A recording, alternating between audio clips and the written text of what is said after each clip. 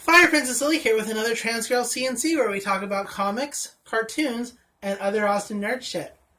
Last week there wasn't a video, and I do apologize for that. I was unfortunately sick, and it came with a really nasty cough. This week, not sick, no cough, so it's the perfect time to make a new video. Last time we talked about My Hero Academia and why you should be watching that. I think I brought up some pretty fantastic points as to why you should be checking that out if you aren't already. And so if you haven't seen that, go ahead and give that a watch. But before you do, stick with me now because we're going to be talking about comics again. And to bring us back into comics, we're going to be talking about Alters from Aftershock. Now, I've made mention of this comic once before on this channel. It was my very first video where I talked about Kim and Kim. And, well, the reason I did that is because they share a common trait in that one of the main characters is transgender. So for Kim and Kim, Kim Quattro is the transgender character, and she's pretty awesome. And in this comic, it's Chalice. And she's okay. Which kind of tells you how I feel about both these books. But the reason we're talking about it now, instead of when I really kind of wanted to talk about it, which was like 8 months ago, you know, that long hiatus of where I didn't do anything, is because all 5 issues of this book are out. The trade paperback is out, and new issues are coming in August, so it's a good time to kind of talk about this and tell you what I liked about it, tell you what I didn't like about it, just kind of air out my grievances, I suppose. So, let's get into it. So, Chalice is an alter. That's the title of the story. And alters are basically the mutants or the inhumans of this particular comic, in that anybody can be an alter at any time for no particular reason. Nobody knows why anybody is an alter. So they're more like inhumans in that sense than mutants, because mutations happen in adolescence for mutants, whereas anybody at any time can become an inhuman. So that's what alters are, and Chalice is one of them. She's also transgender and not out to her family, and so she's kind of juggling that and having superpowers, and it's a little busy in that sense. Like, it's not bad in that sense, but it's not good in that sense either. So, Chalice is actually a really strong alter, according to everybody she comes in contact with. She can fly, she can teleport, she has super strength, she can control a kind of cosmic energy. I don't believe it's called cosmic energy, it's just been a while since I've actually read them. And so it's a special kind of energy. And she can also see who is and who isn't an alter, even if they don't know that they're an alter, because it has to be awoken, like somehow, whenever it decides to awaken in you. And juxtaposition to her is Matterman. He's the evil character, and his powers are that he is powerful. They never really go into why everybody is afraid of him and why everybody just kind of goes along with what he says. Like, he makes himself basically the leader of the world and of the alters, and it's weird. And because they kind of don't explain why he is the strongest. And I guess that's to focus more on Chalice, because it is only a 5-issue. It was initially only a 5-issue run, and so they really wanted to hammer that focus on Chalice. And boy, did they. They certainly focused on her, even maybe when they shouldn't have. Because when this comic is just being superheroes, where it's just being, you know, mutants, inhumans, alters. Being alters, fighting evil, etc., action, explosions, you know, all that, it's fine. It's not great. It's not anything new. It's not anything we haven't seen before, but it follows a very specific paint-by-numbers kind of tale. When it's doing that, that works, and it's fine. Like, so long as there are new superhero comics, we will always see familiar tropes. And I'm okay with that. You know, it doesn't make them bad by any means. You can still tell an interesting story using similar tropes previously. And it's just kind of okay when it's a superhero book. Now, when it's talking about Chalice and her transgender issues and her story as a transgender person, that's when the comic kind of trips over itself, falls on its face and down some stairs, because it is not good at being that.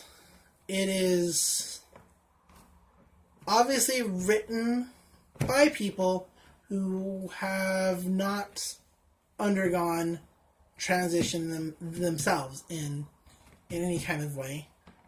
And they've obviously done their homework. They've talked to people who have experienced it, but you can only glean so much information about transition from other people's stories. And don't get me wrong, every transition is different, and so there's not any set way that it goes. But you still feel the disconnect between the writer and the character in that sense. You can kind of feel that they don't personally understand what this is like. And I can kind of forgive that, really. Because, you know, not every comic book creator is transgender. As far as I know, there's only a few. And that's fine, too. It doesn't bug me so much. What does bug me about this book, and what I have the most issue with, is the art. Not that the art itself is bad. I mean, look at that. What you're seeing on the cover is how it looks in the book. So obviously it's drawn well. The problem is Chalice herself. So she's just starting out on transition and hormones and all that, and so she's wearing a wig. And that's fine. I mean, I don't have any problems with wigs. I have never personally worn a wig. I have good hair genes, so I'm lucky. But I know plenty of trans women who do wear wigs, and it's perfectly fine. Like, definitely not putting down wigs. So, but here's where the problem is. When she's wearing her wig, she looks like this. She looks very, you know, what is considered standardly feminine, and she's got curves, and her lines are really soft, and, you know, she's drawn like a woman. But the very second that wig comes off, her line work changes completely. It's very angular and square, and very, very, it's night and day. It's night and day between femininity and masculinity. And it's like they can't make up their minds about who she is. Or maybe what they were trying to go for was that this is how she sees herself outside the wig versus how she sees herself in the wig. And if that's what they were going for, then that's better. But I don't think it was. I mean, it's certainly, nobody's ever come out and said, like, yeah, that's exactly what we were going for. And I think in this situation that that does need to be explained, because it's jarring and it's sudden. There is a point in this comic where she gets ambushed by evil alters, or just alters working for Matter Man, and her wig comes off, and immediately, from like one panel to the very next panel, all the line work changes for her. Like, she goes from those soft, more curvy lines to those hard, angular lines in panels that are literally right next to each other. So it's a very jarring change, and it's not good. It's like they could draw her with all those angular lines, and if they drew her with all the angular, harsh lines throughout the entire book, regardless of her costume or her wig or anything, that would be better, to be honest. They need to basically just pick one and stick with it, and I think that would serve them better than what they are doing with the back and forth, because it's a little insulting. Other things that they kind of fall on, like I mentioned, were the transgender issues. In this particular issue, I believe, she goes to a transgender support group, and that support group is a trip. There's a train, so if you're hearing that, I apologize, but we're just kind of running through this at this point. Water. It's good for you. Once again, sorry for the train. So she goes to a transgender support group, and they're kind of all over the place, and it's kind of a shit show. I've been to shit show transgender support groups before, so like that ain't nothing new either. So I don't know if they intentionally went for that, or if that just happened to be like very reminiscent of some experiences that I've had. So I've purchased all 5 issues, and I'm going to purchase the next set of issues when they come out every month. And the reason I'm going to do that is because I don't want to send the message that I don't want transgender characters being featured in stories. I do want transgender superheroes. I want transgender pirates. I want transgender everything. Like, not everything needs to be transgender, but I do want those characters in those positions. I will read them, but I just want them well written, well drawn, and consistent.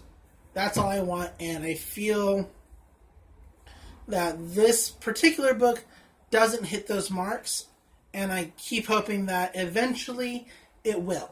So that's why I want to keep purchasing it, because I have hope that it'll get better, because it does, little by little, get a little better. Not perfect.